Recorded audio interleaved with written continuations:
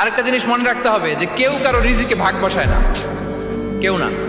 আমরা অনেকে মনে করি যে আমি ওকে দিলাম, ওকে খাওয়াইলাম, আমি বোধহয় খাওয়াইলাম। না, সে আপনারটা খায় নাই, সে তার রিজিকই খেয়েছে। আমাদের ঘরে আমাদের বন্ধু বান্ধব আসে, অনেক সময় আমাদের ঘরে অনেক সময় অতিথি আসে, তাদেরকে আমরা আপ্যায়ন করি, তাদেরকে খাওয়াই। আসলে সে আমারটা খায় না, সে কারটা খায়? তার নিজেরটাই খায়। বিষ্ণু ইসলাম এটা খুব সুন্দর করে বলেছেন। ওনার কাজিন চাচাতো ভাই আব্দুল্লাহ ইবনে আব্বাসকে একদিন অনেক নাসিহা করছিলেন।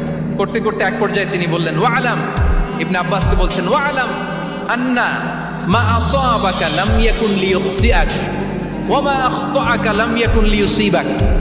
আব্দুল্লাহ, জেনে রেখো, যেটা তুমি পাওয়ার এটা তুমি কোনোদিন হারাবা না। যেটা তোমার হওয়ার কথা ছিল ওইটা তুমি কোনোদিন মিস করবা না।